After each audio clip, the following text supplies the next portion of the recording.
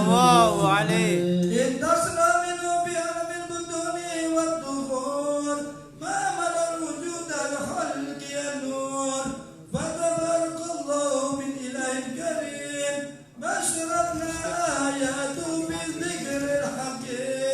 من إسحاق لقد جاءكم رسول من أنفسكم عزيز عليه ما عنتم حريص عليكم بالمؤمنين رؤوف رحيم فمن فاجته هذه البشارة وتلقاها بقلب سليم فقد هدي إلى صراط مستقيم اللهم صل وسلم أشرف الصلاة والتسليم على سيدنا ونبينا محمد الرؤوف الرحيم اللهم صل وسلم وبارك عليه وعلى آله وصحبه اللهم صل وسلم وبارك عليه وعلى آله وأشهد أن لا إله إلا الله وحده لا شريك له شهادة يعرف بها اللسان عما تضمنه الجنان من التصديق بها والإذعان تثبت بها في الصدور من الإيمان قواعده وتلوح على أهل اليقين من سر ذلك الإذعان والتصديق شواهده وأشهد أن سيدنا محمدا العبد الصادق في قوله وفعله والمبلغ عن الله ما أمره بتبليغ بخلقه من فرضه ونفله عبد أرسله الله للعالمين بشيرا ونذيرا وبلغ الرسالة وأدى الأمانة وأرى الله به من الأمة بشرا كثيرا فكان في غربة الجهل للمستبشرين سراجا وقمرا منيرا صلى الله عليه فما أعظم من منة تكرم الله بها على البشر وما أوسعها من نعمة انتشر سرها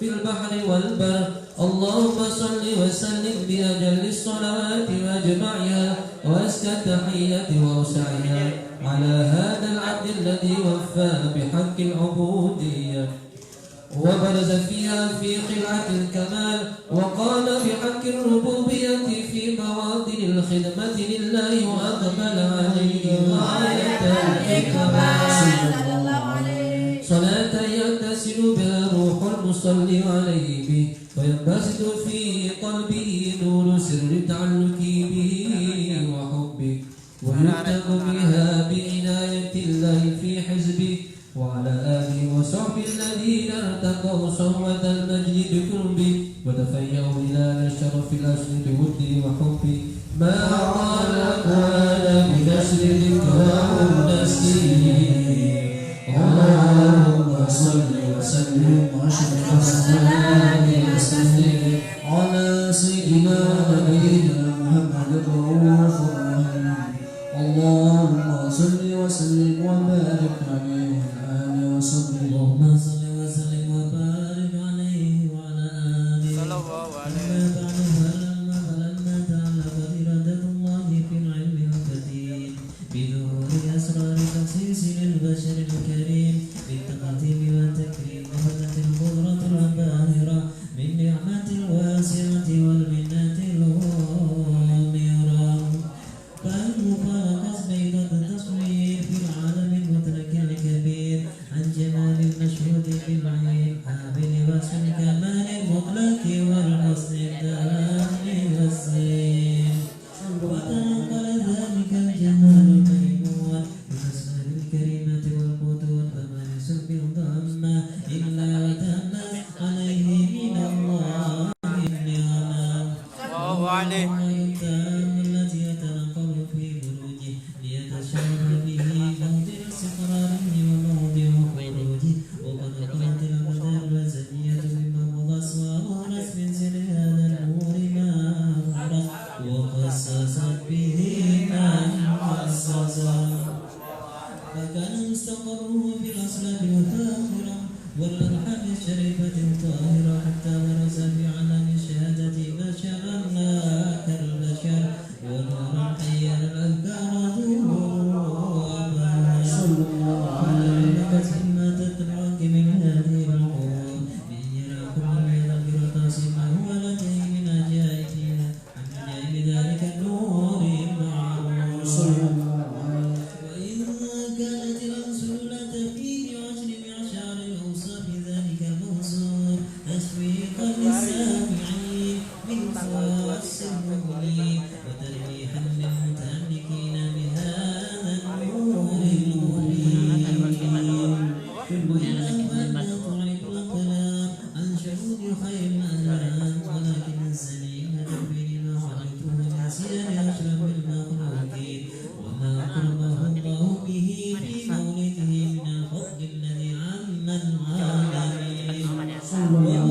رايته بالكون مشهورة على مدى الأيام والشهور والسنين داعيا تعلق بهذه الحضرة الكريمة وداعي تشوق إلى السماء صافيا عظيما ولعل الله يرفعه بالمتكبر والسلام ويدخلان في جماعة هذا النبي الشافع ويتروحان بروح ذلك النعيم. اللهم صل وسلم أشرف صلاة وتسليم على سيدنا ونبينا محمد الرؤوف الرحيم. اللهم صل وسلم وبارك عليه وعلى آله وصحبه.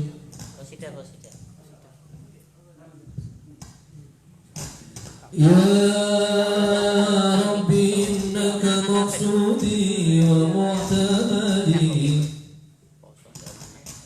يا ربي إنك مقصودي ومعتمدي وملتجايا لدنيا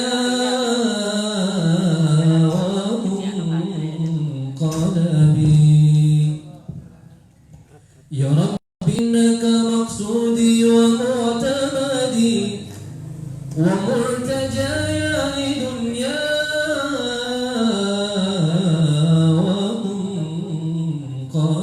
ومنقلبي فاغفر وسامح بينا ما له عمل فاغفر وسامح بينا ما له عمل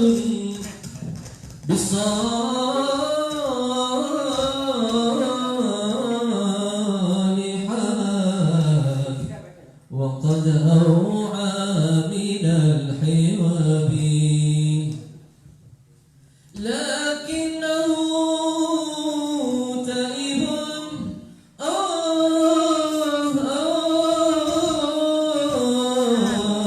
تائب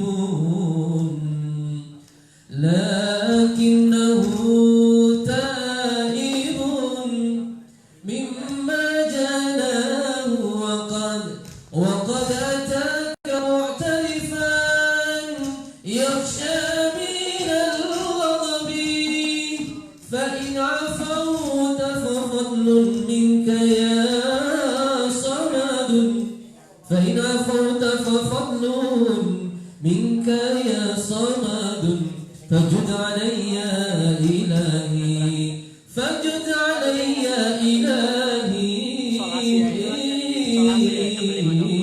وأزيل رهبي يا ربي بالمصطفى بلغ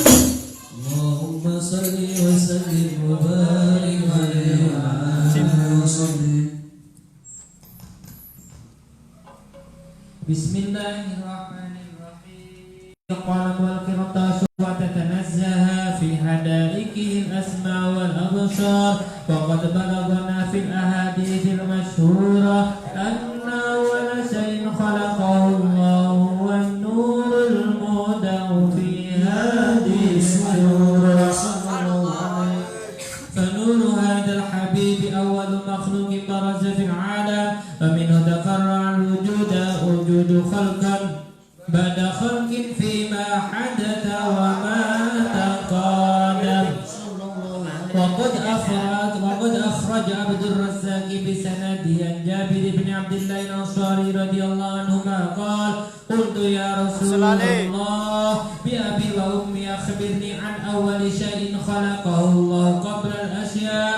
قال يا جابر إن الله خلق قبل الأشياء نور نبيك محمد صلى الله عليه وسلم من نوره. وقد ورد من حديث أبي هريرة رضي الله عنه أنه قال رسول الله صلى الله عليه وسلم كنت أول النبيين في الخلق وآخرهم في البعث. وقد تعددت الرواية بأنه أول الخلق وجودا وأشرفهم مولودا. ولما كانت السعادة الأبدية لها ملاحظة خفية اختصت من شاءت من البرية بكمال الخصوصية فاستودعت هذا النور المبين أسلب وبطون ما شرفه من العالمين فتنقل هذا النور من صلب آدم ونوح وإبراهيم حتى أوصلته يد العلم القدير إلى من خصصته بتقديم أبي الكريم عبد الله بن عبد المطلب ذي القدر العظيم وأمه التي هي في المخاوف آمنة السيدة الكريمة آمنة فتلقاه صلب عبد الله فألقاه إلى بطنها فضمت أشياؤها بمعونة الله محافظة على حق هذه الدرة وصونها فحملت برعاية الله كما ورد أنها حملا خفيفا لا تجد له ثقلا ولا تشكو منه ألما ولا إللا حتى شهر العالم فيوضة بدنه وتنتشر في آثار مجده السميع. اللهم صل وسلم أشرف الصلاة والتسليم على سيدنا ونبينا محمد رؤوف الرحيم. اللهم صل وسلم وبارك عليه وعلى آله وصحبه. اللهم صل وسلم وبارك عليه وعلى آله. ومن ذلك في هذه الدرة المكنونة والجوهرة المصونة والكون كله يصبح ويمسي في سرور وبهاء صلى الله عليه بقرب نور إشراق هذا السراج والعيون متشوقة إلى بروزه متشوقة إلى انتقاض جواهر كنوزه وكل دافة لقريش نطق بفسيح العبارة معلنة بكمال البشارة وما من حامل حملت في ذلك العام إلا هدت في حملها بغلام من بركاتها سعادتها هذا الإمام صلى الله عليه. ولم تزل الأرض والسماوات متدمقة بعد الفرح بملاقاة أشرف البريات وبروزه من عالم الخفاء إلى عالم النور بعد تنقله في البطون والظهور فأظهر الله في الوجود بهجة التكريم وبسط في العالم الكبير مائدة التشريف والتعظيم ببروز هذا البشر الكريم. اللهم صل وسلم أشرف الصلاة وتسليم على سيدنا ونبينا محمد الرؤوف الرحيم. اللهم صل وسلم وبارك عليه وعلى آله وصحبه. يا حجرة ضمت جمال محمد هويت كريما سيدا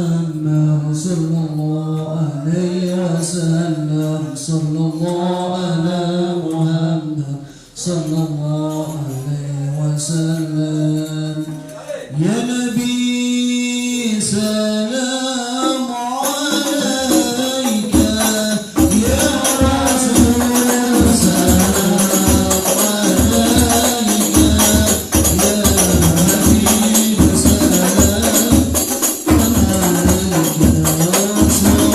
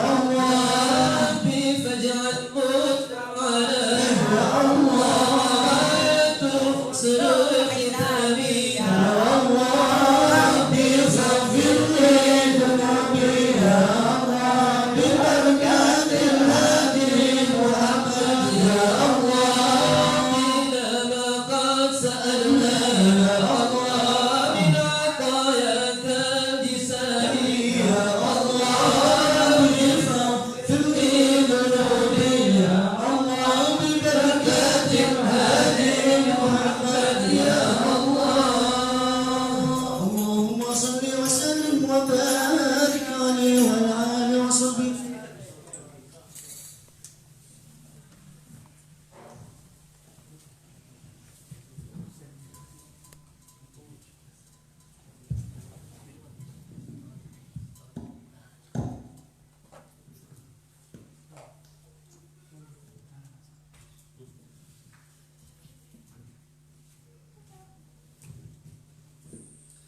اللهم صل وسلم وبارك عليه وعلى آله. وحين برز صلى الله عليه وسلم من بطن أمه برز رفيعا ترفعه إلى السماء مؤميا بذلك الرفيع إلى أن له شرفا على مجده وسماء. وكان وقت مولد سيد الكونين من الشهور شهر ربيع الأول ومن الأيام يوم الاثنين وموضع ولادته وقبره بالحرمين. وقد ورد أنه صلى الله عليه وسلم ولد مختونا مكحولا مقطوع السرة تولد ذلك لشرف عند الله ذي القدرة. ومعه نزول هذا العالم ظهر من العجائب ما يدل على أنه شرف المخلوقين وأفضل الحبائب. وقد ورد أن عبد الرحمن بن عوف عن أم شفا رضي الله عنهما قالت لما ولدت آمنة رضي الله عنها رسول الله صلى الله عليه وسلم وقع على يدي فاستهنى سمعتك إلي يقول رحمك الله ورحمك ربك. قالت شفاء ووضع لهما بين المشرق والمغرب حتى نظرت إلى بعض كسر الروم. قالت ثم ألبسته وجعته فلم أنشب عن وسية ظلمت وربك سعبرت عن يميني فسمعتك إلى يقول أين ذهبت قال إلى المغرب وأسفر ذلك عني ثم عاودني الروم وظلمت عنك شعبرت عن يساري فسمعتك إلى يقول أين ذهبت قال إلى المشرق. قالت فلم يزل حدث مني على بل حدثت عزه الله كنت من أول الناس إسلاما. وكم ترجمت سنة من عظيم المعجزات باهر الآيات البينات بما يقضي بعظيم شرف عند مولاه أن عين إلايته في كل حين ترعى وأنه الهادي إلى الصراط المستقيم. اللهم صل وسلم واشرف الصلاه والتسليم على سيدنا ونبينا محمد الرؤوف الرحيم. اللهم صل وسلم وبارك عليه وعلى اله وصحبه.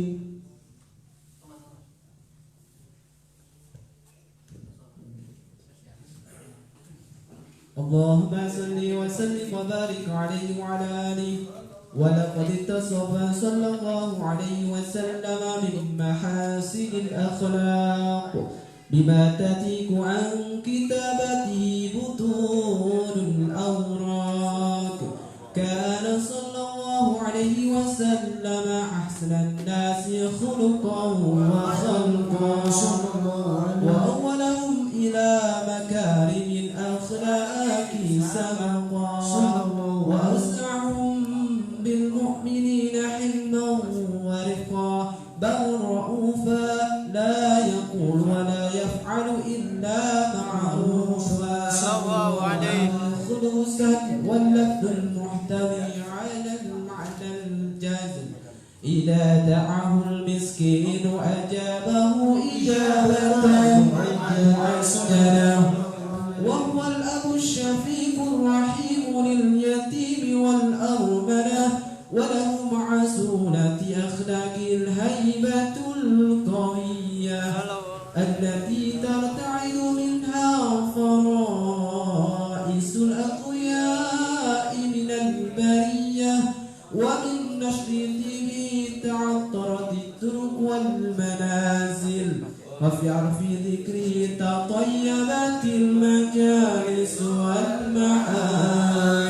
صلى الله عليه فهو صلى الله عليه وسلم جامع الصفات الكمالية والمنفرد في خلقه وخلقه بأشرف خصوصية. فما من خلق في البرية البرية محمود إنا وهو متلقى عن سيد الوجود أجملت في الوصف الحبيب وشأنه وله العلا في مجده ومكانه أوصاف عز قد تعالى مجدها أخذت على نجم السها بعلاله صلى الله عليه وقد انبسط القلم في تدوين ما أفاده العلم من وقع مولد النبي الكريم وحكاية ما أكرم الله بهذا العبد المقرب من التكريم والتعظيم والخلق العظيم صلى الله فحسن عليه مني أن أمسك عنة الأكلام في هذا المقام وأقرأ السلام على سيد الأنام السلام عليك أيها النبي ورحمة الله وبركاته السلام عليك أيها النبي ورحمة الله وبركاته السلام عليك أيها النبي ورحمة الله وبركاته وبذلك يحسن الختم كما يحسن تقديم فعليه أفضل الصلاة والتسليم اللهم صل وسلم واشرف الصلاة والتسليم على سيدنا ونبينا محمد الرؤوف الرحيم اللهم صل وسلم وبارك عليه وعلى آله وصحبه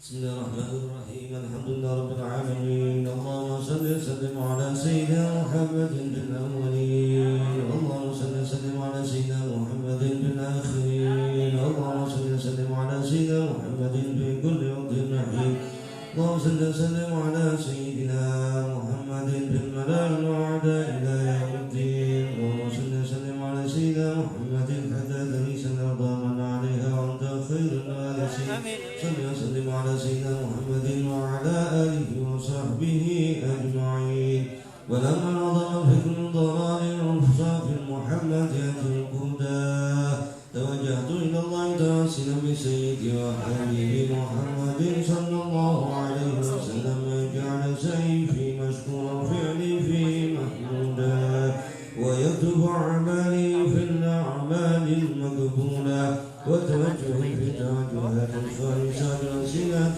موصولة اللهم يا من إليه تتوجه الآمال فتعود ظافرة وعلى باب شديد حضر حتى تغشاها منه الفيوضات والغامرة نتوجه إليه بأشرف الوسائل لدي سيد المرسلين عبدك الصادق الأمين سيدنا محمد الذي عمت رسالته العالمين حمد صالحة تسلم على تلك الذات الكاملة مستودع أمانتك وحافظ سرك وحامل راية دعواتك الساملة الأب الأكبر المهبوب لك المخصص بشرف الأفكار في كل موطن من مواطن القرب ومدار قاسم إمدادك في عبادك وساقي كرسي إرشادك لأهل إمدادك سيد الكونين وأشرف الثقلين العبد المحبوب الخالص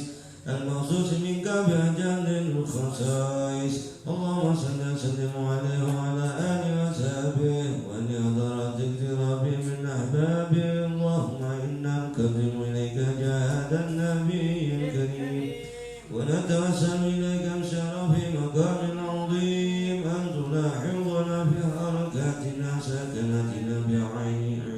رعايتك وأن تحفظنا في جميع أدبارنا تقلباتنا بجميع رعايتك وحسين وقايتك وأن تبلغنا من شرف القرب إليك إلى هذا الحبيب غاية أمالنا وتتقبل منا ما تحرجنا فيه من نياتنا وأعمالنا وتجعلنا في حضرة هذا الحبيب من الحاضرين وفي طريق اتباعنا السالكين ولحقك وحقنا المعدين ولعهدك من الحافظين اللهم إنا لنطمع برحمتك الخاصة فلا تهرنا وظنونا جميلة هي صلاتنا إليك فلا تخيبنا آمنا بك برسولك ما جاء به من الدين وتوجهنا بإليك مستشفعين أو تقابل المذنب منا بالغفران والمسيء بالإحسان والسائل بما سأل والمؤمن بما أمن وأن تجعلنا ممن نصر هذا الحبيب ووازره ووالاه وظاهره وأم بركات الشريف الجهد أولادنا ووالدينا وأهل قدرنا ووالدنا جميع المسلمين والمسلمات والمؤمنين والمؤمنات في جميع الجهات وأدم راية الدين القويم في جميع الأقطار منصورة ومعالم الإسلام والإيمان بأهلها معمورة معنا منصورة واكشف اللهم كربة المكروبين واقض دين المدينين واغفر للمذنبين وتقبل توبة التائبين وانصر رحمتك على عبادك المؤمنين أجمعين واكفي شر المعتدين والظالمين وبسط لنا بالمرآة الحكيم في جميع النواحي والأقدار وأيدهم بتأييد من عندك نسل على المعاندين من المنافقين والكفار واجعلنا يا ربي في الحسن الحسين من جميع البلايا واجعلنا يا رب في الحسن الحسين من جميع البلايا في الحرز المكين من الذنوب والخطايا وأدمنا في الأعمال بطاعتك شرك في خدمتك قائمين وإذا توفيتنا توفنا مسلمين مؤمنين واختم لنا منك بخير أجمعين وسلم على هذا الحبيب المحبوب للأجسام والأرواح والقلوب وعلى آله وصحبه ومن إليه منسوب وآخر دعوانا الحمد لله رب العالمين سبحان ربك رب العزة عما يصفون وسلام على المرسلين والحمد لله رب العالمين وإلى حضرة النبي سر أسرار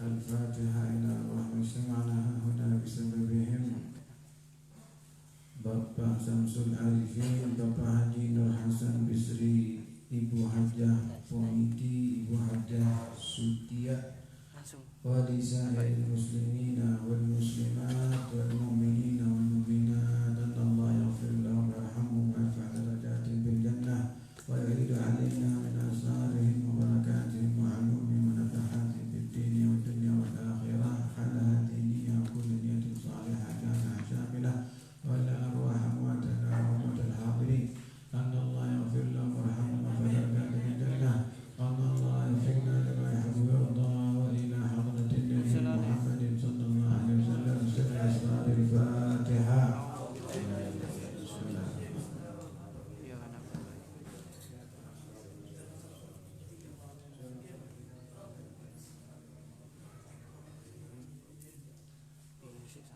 Bismillahirrahmanirrahim. Assalamualaikum warahmatullahi wabarakatuh. Waalaikumsalam warahmatullahi wabarakatuh.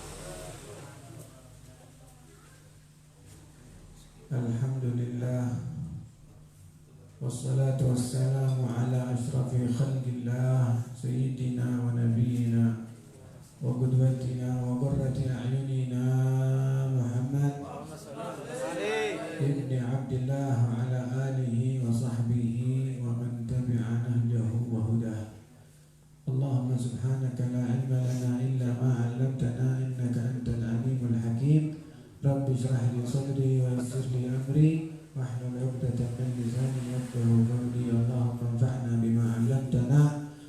علمنا ما ينفعنا وفقهنا في ديننا واجعلنا من عبادك الصالحين آمين آمين يا رب العالمين.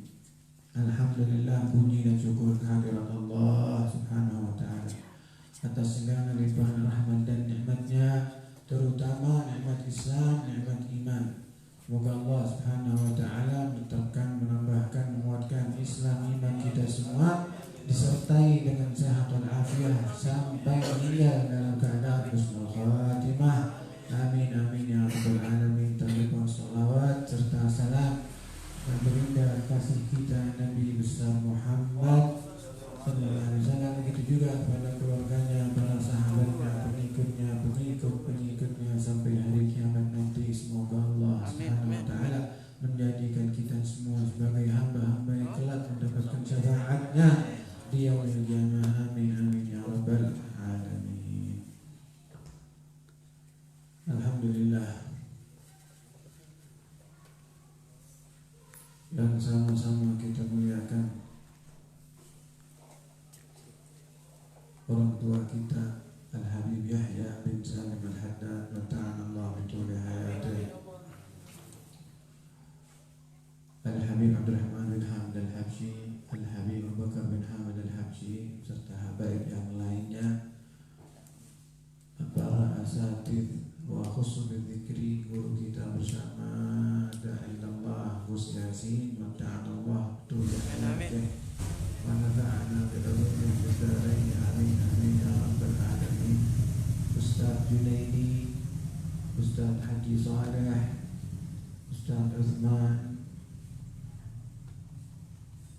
para asatidz lainnya yang punya hajat, sahibul bait, Bapak Hendi dan Ibu Erisa.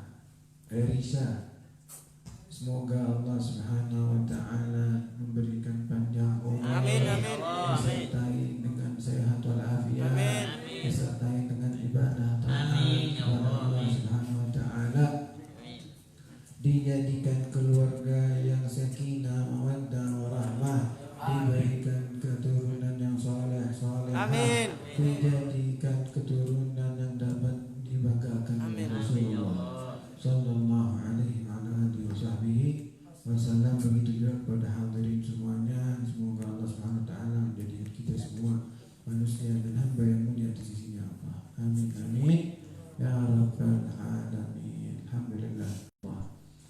Qala al-musannifu rahimahullah ta'ala,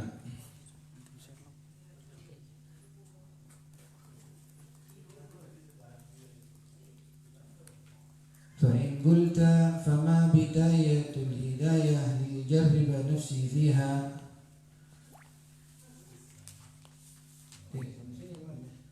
فإن قلت فما بداية الهداية لأجرب نفسي فيها فاعلم أن بدايتها ظاهرة التقوى ونهايتها باطن التقوى، فلا عاقبة إلا بالتقوى ولا هدى إلا للمتقين. والتقوى عبارة عن امتثال أوامر الله تعالى واجتناب نواهيه، فهما قسمان، وها أنا أشير عليك بجمل مختصرة من ظاهر علم التقوى في القسمين جميعا.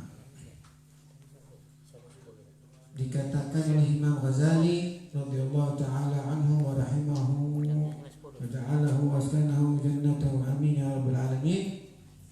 Fa in qulta, maka apabila kamu bertanya, mengatakan fama bidayatul hidayah li ujarriba nafsi fiha. Nah,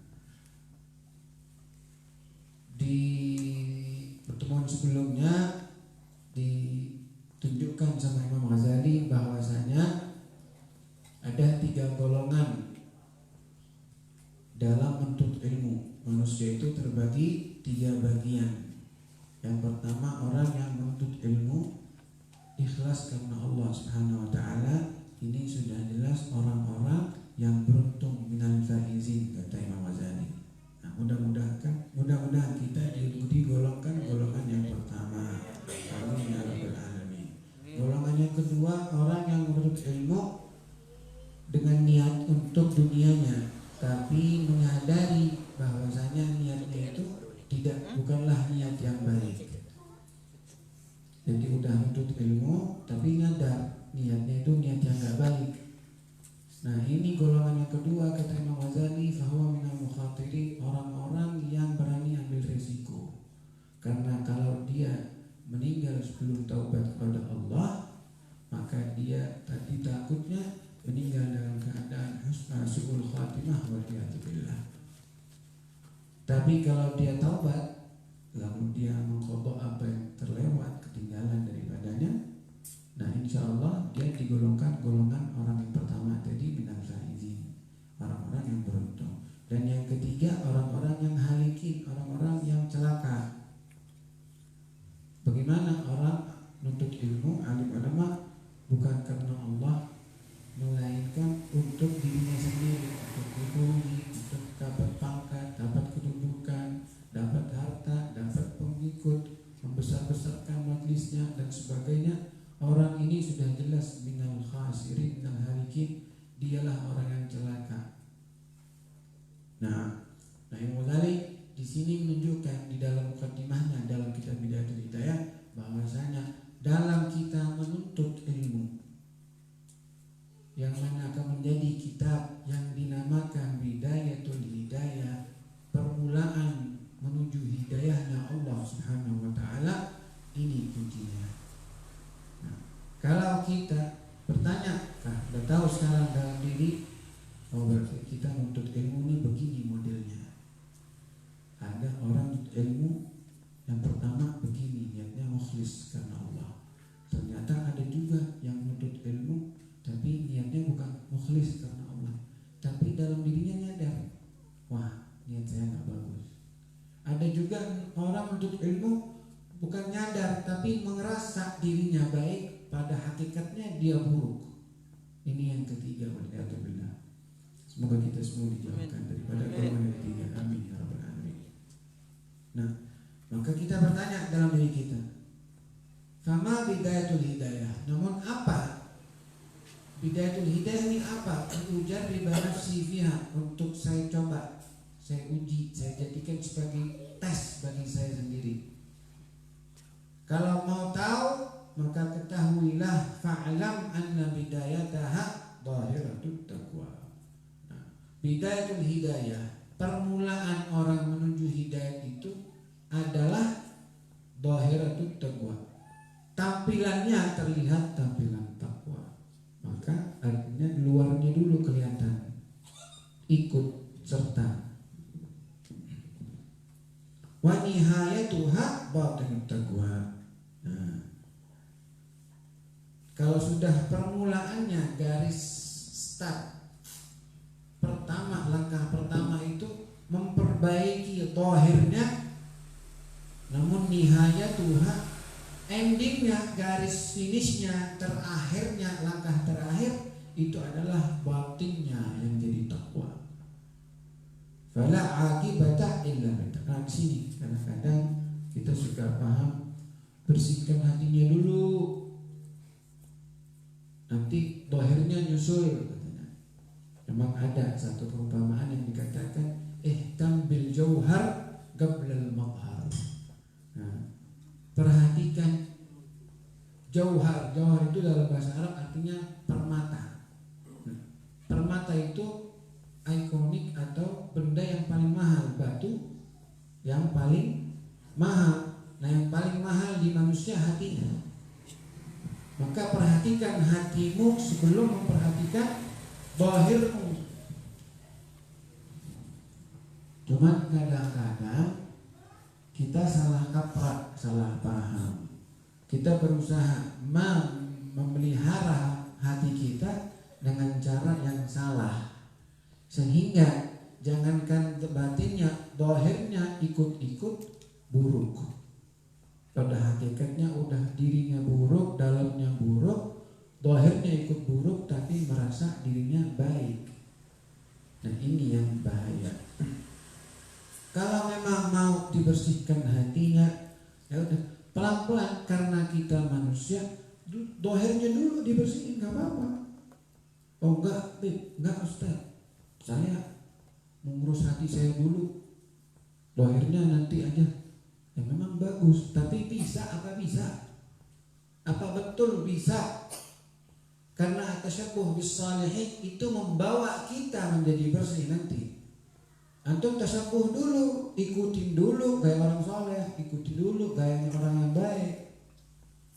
Kalau antum mau ngikutin gaya wali yang hatinya sudah bersih, yang udah hatinya mukhlis lillahi ta'ala, benar-benar kelihatan jelas, ya antum berarti mau ngambil langkah yang terlalu jauh tempatnya.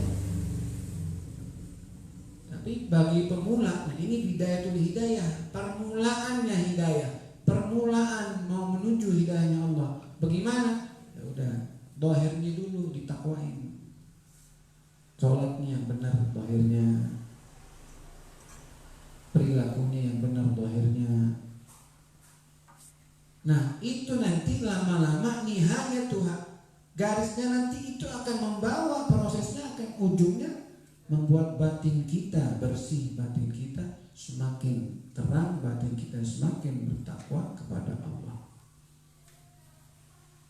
Nah ya, jangan salah. Kadang-kadang orang mikirnya enggak, saya bersihkan hati saya dulu. Memang teori itu betul, tapi nggak semudah itu ternyata.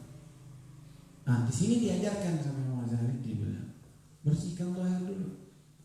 Bahkan Habib Umar bin Hafid itu termasuk ulama yang membolehkan muridnya memakai imamah, karena sebagian besar salaf terutama dari garis Al-Ba'alwi itu gak gampang-gampang ngasih orang pakai imamah. Oh, terutama seperti Habib Hasan bin Abdullah Syatri, marah-marah besar kalau melihat muridnya pakai imamah. Kalau belum benar-benar punya ijazah, udah nyampe bacaan ilmunya, kitabnya sampai kitab yang ada tertentu, gak sembarangan. Tapi kalau Habib Umar subhanallah beda, metodenya beda, sama-sama baik, mereka punya metode yang beda. Habib Umar membolehkan, walaupun kecil dibolehkan, karena memang pada intinya pakai imamah itu sunnah, kan gitu. Nah dibolehkan ini sunnah, dan ini tasyabuh bis shalihin, mudah-mudahan dengan dia walaupun intinya misalnya belum pangkatnya, belum martabatnya dia memakai imamah, tapi mudah-mudahan dengan dia memakai imamah dia jadi orang besar, dia jadi orang alim ulama. Amin ya rabbal alamin. Nah maka guru-guru sekarang rata-rata mengikuti gaya tersebut, mengikuti cara tersebut, pakai imamah, pakai zal. Karena dunia akhir zaman udah begini, udah nggak bisa kita pakai ikutin metode cara salaf dulu, terlalu kolot sehingga akhirnya orang menganggap Islam ini keras, Islam ini garing, Islam ini gak fleksibel bahasanya. Nah jadi intinya dohirnya dulu, jangan capek-capek berusaha bersihkan hati kalau dohir ente masih belum bersih.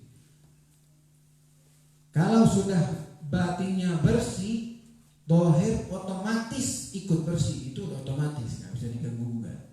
Itu udah otomatis, ngerti? Otomatis itu secara langsung, udah nggak bisa dibuat-buat. Kalau isinya bersih, mau nggak mau luarnya bersih. Tapi kalau luarnya bersih, isinya masih bisa jadi dalamnya kotor.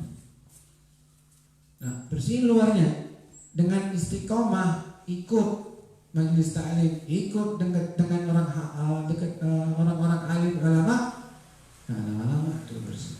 Malu sendiri nanti lama-lama dohirnya bersih tapi dalamnya nggak ikut bersih. Setiap ikut majelis ta'lim tambah lagi ilmunya, tambah bersih. Setiap hadir di majelis ta'lim lama-lama semakin bersih.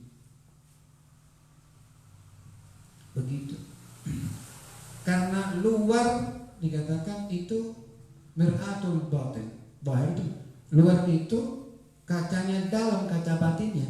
Orang kalau udah pakaiannya bersih, insya Allah dalamnya bersih.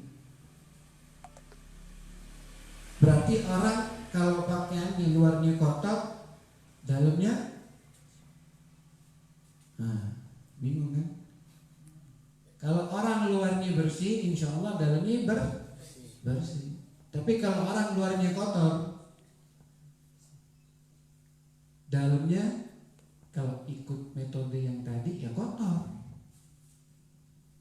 Nah, karena kita manusia yang punya mata itu, kasat mata kita terbatas, wa hukmul Islam zahir, ya udah kita nilai orang tuh kalau luarnya bersih, insya Allah dalamnya bersih. Kalau luarnya kotor, ya dalamnya kotor. Kan begitu. Nah, kita menjadi seorang muslim harus menjaga kebersihan kita dari luar. Dengan niatan mudah-mudahan kita berusaha membersihkan zahir kita, batin kita ikut bersih.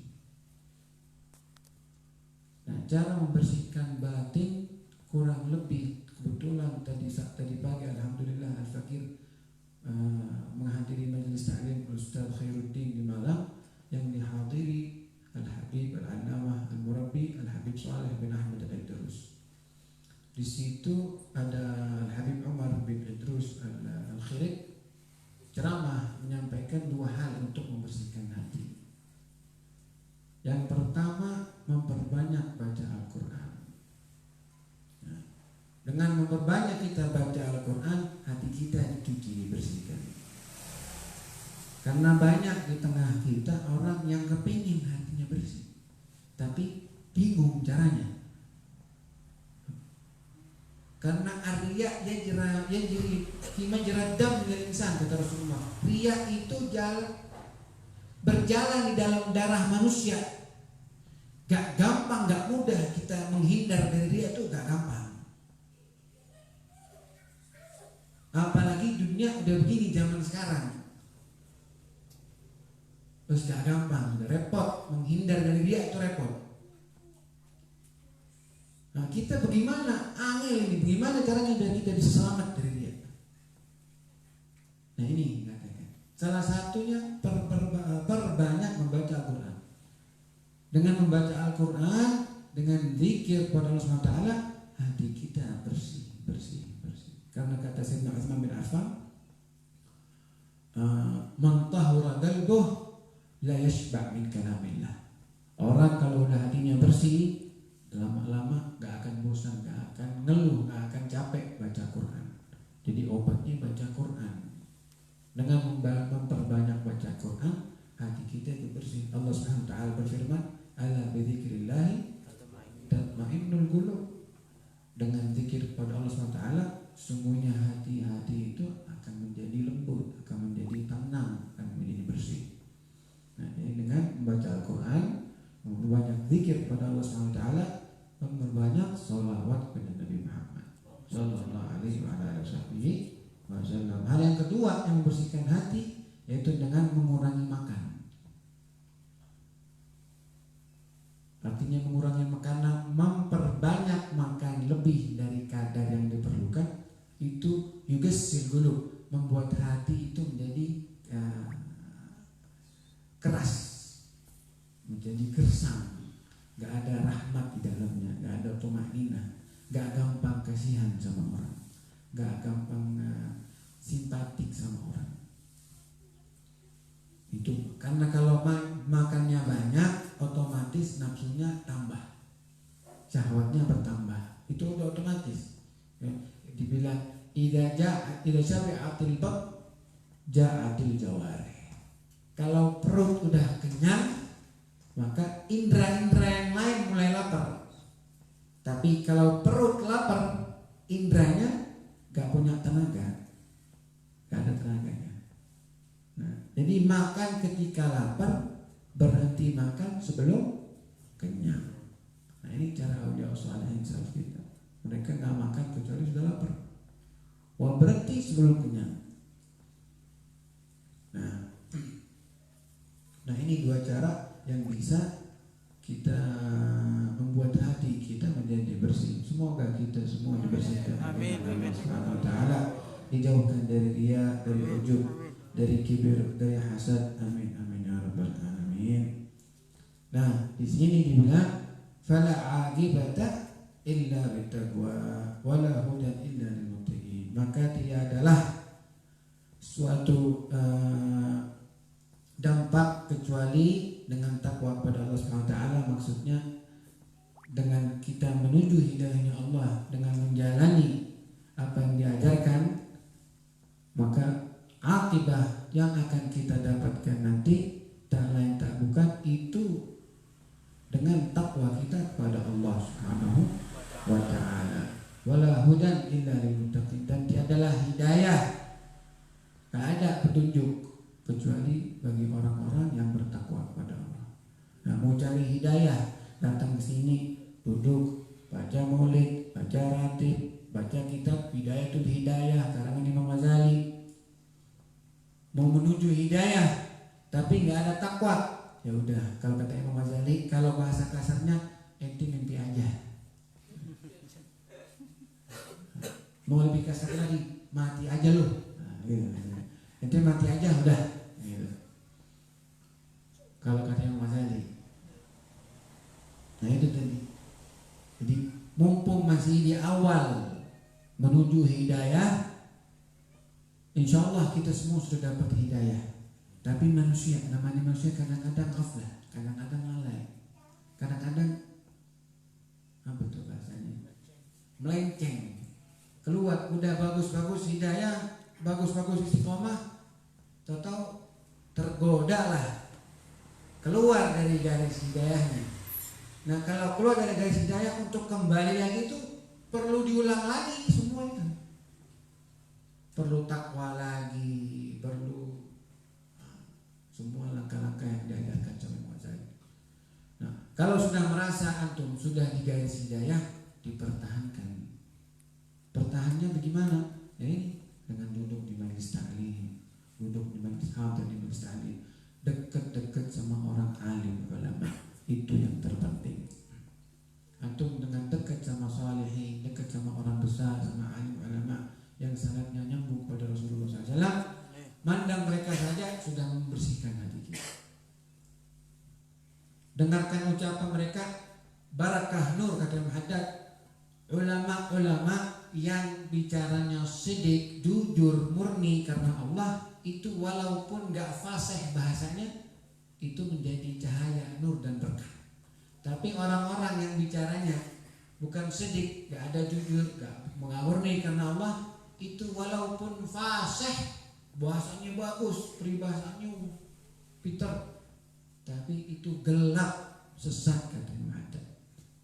Waliyadzubillah, nasallallahu salam wal afiyah. Nah, jadi memperbaiki, meningkatkan takwa kita kepada Allah. Nah, apa? Pertanyaannya apa takwa itu? Takwa ibaratun an imtithali awamirillahi ta'ala wa ijtinabi nawahi.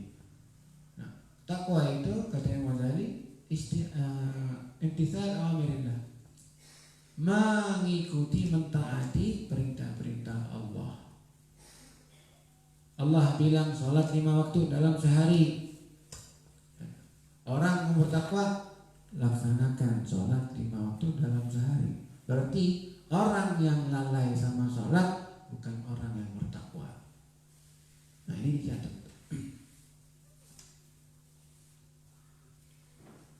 Allah SWT bilang puasa di bulan Ramadan wajib.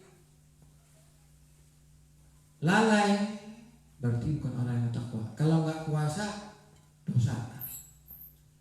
Tapi puasa tapi lalai berarti bukan orang yang takwa. Karena nggak ngikut perintah Allah, nggak menjauhi larangannya. Allah bilang zina haram, nggak boleh. Jelas. Orang yang mendekati zina saja udah bukan orang yang bertakwa kepada Allah. Kalau kata Habib Ali bin Mustafa Al-Aidarus, salah satu seorang guru kita di Jakarta, kalau bahasa kita, bahasa modern, bahasa sekarang, takwa itu mengucapkan kata siap kepada Allah. Nah itu takwa. Apa takwa? Takwa itu ketika hambanya mengatakan siap ya Allah. Allah bilang A, siap. Allah bilang B, siap. Tanpa mikir, tanpa apapun. Dan melaksanakan, menerapkan yang dia siapkan tadi. Itu takwa kita kepada Allah Subhanahu wa taala. Maka kalau diperintah sama Allah melaksanakan satu hal, bentuk takwa kita kepada Allah mengamalkan, membuat statement bahasanya kalau kita siap menerima perintah Allah, namun mengerjakan apa yang kita siapkan tadi. Nah itu takwa kita kepada Allah SWT. Tapi kalau udah sholatnya lalai, nah, orang lalai sholat saja, bukan ninggalin sholat. Orang lalai sama sholat saja, itu diazab sama Allah SWT. Ada 15 bentuk azab boleh. 3 dikubur, sisanya di dunia sebelum mati diazab sama Allah. Salah satunya dicabut cahaya solehin dari mukanya. Salah satunya diserting rezekinya.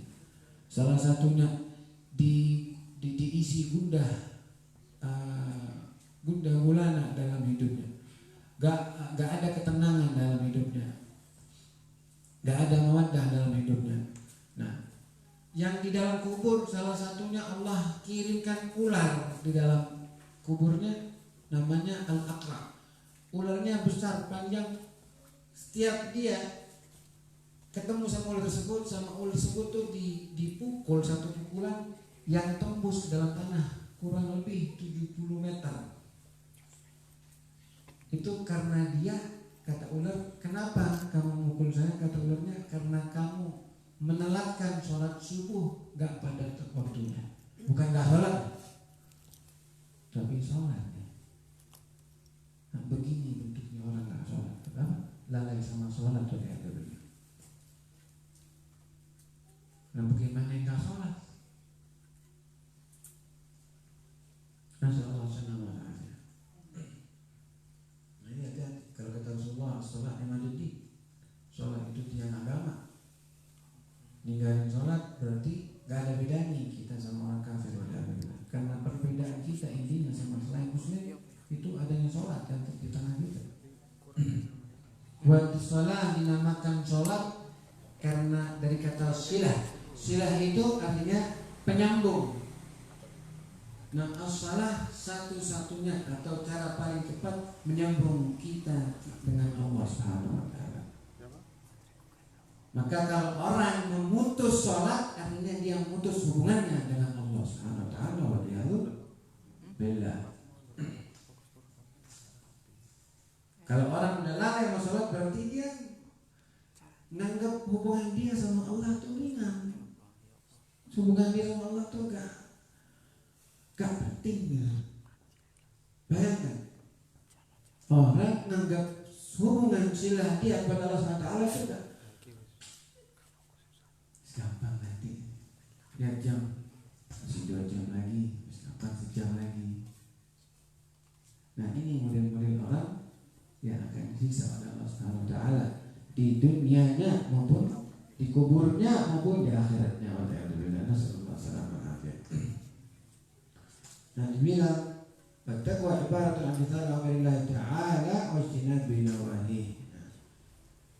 Fahuma qisman, maka takwa di sini 2 bagian. Yang pertama mengikuti perintah Allah, yang kedua meninggalkan menjauhi larangannya.